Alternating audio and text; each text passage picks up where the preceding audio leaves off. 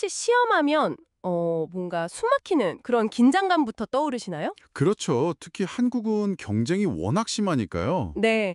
그래서 오늘은 우리가 보통 아는 시험이랑은 좀 다른 2단계 시험이라는 거에 대해서 한번 깊이 파고들어 볼까 하는데요. 아, 네네. 이걸 한국 대학생들이 직접 해보고 어땠는지 그런 연구 결과가 있어서 그걸 좀 같이 보려고요. 네, 이게 단순히 그냥 점수 매기고 끝나는 게 아니라 시험 자체가 좀 배움의 기회가 될 수 있는지, 음, 특히 요즘 학력 중요하잖아요. 맞아요. 네, 그런 시대에 이게 어떤 의미가 있을지 학생들이 직접 느낀 걸 중심으로 한번 살펴보면 좋을 것 같습니다. 좋습니다.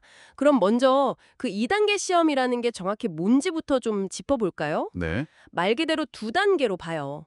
일단 혼자 시험을 보고요. 네, 개인별로. 네. 그리고 바로 이어서 같은 문제지를 가지고 팀을 짜서 다시 한번 시험을 치르는 거죠. 아, 같은 문제로요? 네. 최종 점수는 그래서 개인 점수랑 팀 점수를 합쳐서 계산하는데 보통 이 연구에서는 개인 점수 비중을 한 70%, 꽤 높네요. 네. 그리고 팀 점수를 한 30% 정도로 그렇게 했다고 합니다. 그 비율이 재밌네요.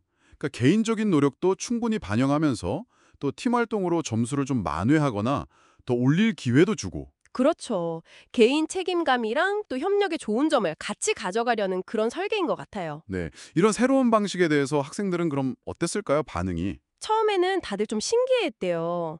한 학생은 뭐 대학 와서 이런 시험은 진짜 처음 본다. 되게 신선하고 활기찼다고 하고요. 그럴 수 있겠네요. 예. 또 다른 학생은 팀원들하고 막 토론을 하잖아요. 그러면서 아, 내가 이걸 놓쳤었구나 하는 걸 알게 되는 경험이 되게 좋았다고 해요. 아, 혼자서는 몰랐을 부분을 팀 활동을 통해 알게 되는 거군요. 네. 그냥 넘어갔을 수도 있는 그런 실수들을 팀 덕분에 잡을 수 있었다. 뭐 이런 거죠. 바로 그 점인데요. 그 즉각적인 피드백이랑 학습 효과. 이게 이 시험 방식의 가장 큰 장점 중 하나로 많이들 얘기하더라고요. 네, 맞아요. 어떤 학생은 이걸 실시간 오답 노트를 쓰는 느낌이라고까지 표현했어요. 와, 표현 좋네요. 실시간 오답 노트라? 그렇죠. 근데 또 이게 모두에게 다 좋기만 한 건 아니었다는 점도 좀 봐야 할 것 같아요. 아, 어떤 면에서요? 그러니까 내 답이 틀렸다는 걸 바로 알게 되잖아요. 팀 활동하면서. 네, 그렇죠. 다른 팀원 답이랑 비교가 되니까. 네. 그 과정에서 오히려 좀 자신감이 떨어지거나 당황스러움을 느꼈다는 학생도 있었거든요. 아, 배움의 기회이긴 한데 동시에 좀 심리적으로는 불편할 수도 있겠군요. 그렇죠. 양면성이 있는 거죠. 아, 그리고 또 좋은 점으로는 팀으로 같이 보니까 혼자 모든 부담을 다 지지 않아도 된다는 거. 네. 그래서 시험 불안감이 좀 줄었다는 의견도 있었어요. 아, 의지할 때가 있으니까요. 네. 근데 또 반대로 이게 진짜 흥미로운데 팀에 뭔가 기여를 해야 한다는 생각 때문에 오히려 시험 준비를 더 열심히 하게 됐다는 학생도 있었어요. 오, 그건 좀 의외네요. 그렇죠. 팀이라는 게 안도감도 주지만 동시에 약간의 긍정적인 책임감 이런 것도 준 거죠. 네. 물론 근데 그 팀 활동 자체를 좀 부담스러워하는 학생들도 있었겠죠. 특히 좀 내향적이거나 하면. 맞아요. 그런 학생들한테는 좀 쉽지 않은 경험이었을 수도 있다. 이런 얘기도 나왔고요. 또 팀 활동의 질 문제도 있었어요. 예를 들면요. 뭐 어떤 팀원은 너무 말을 안 한다거나 아니면 토론이 너무 길어져서 시간이 부족했다거나 아, 그렇죠. 팀 활동의 고질적인 문제들이죠. 네. 그래서 학생들이 개선 방안 같은 것도 제안을 했더라고요. 오, 어떤 것들이요? 예를 들면 좀 내향적인 학생들도 편하게 말할 수 있게 미리 좀 아이스 브레이킹 시간을 갖자. 아, 분위기를 좀 풀어주는 거군요. 네.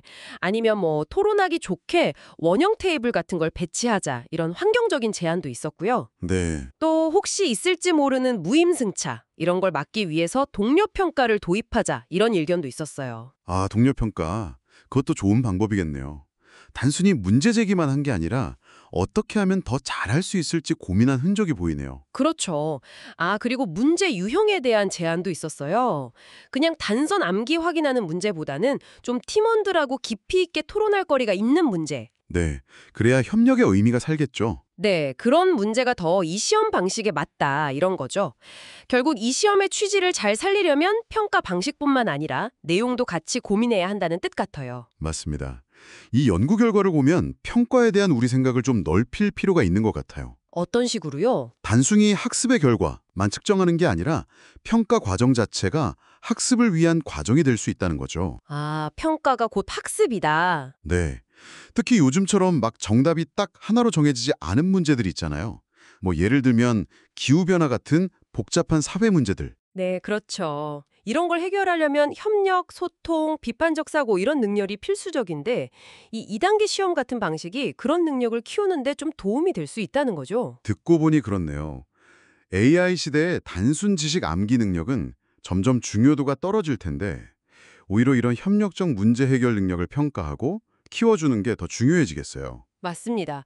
그리고 한국처럼 경쟁적인 문화 속에서도 학생들의 이런 협력적인 평가 방식을 꽤 긍정적으로 받아들였다는 사실 자체가 저는 되게 중요하다고 봐요. 네, 시사하는 바가 크죠. 네. 오늘 이렇게 쭉 살펴본 2단계 시험.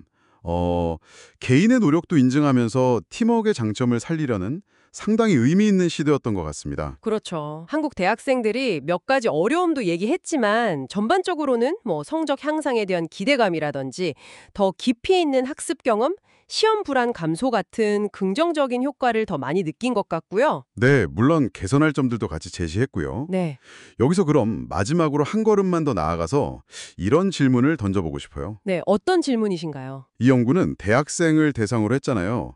근데 만약에 이런 협력적인 평가 방식을 훨씬 더 어릴 때, 그러니까 뭐 초등학교나 중학교, 고등학교 교육 과정에 점진적으로 도입한다면 어떨까요? 아, 더 일찍부터요? 네.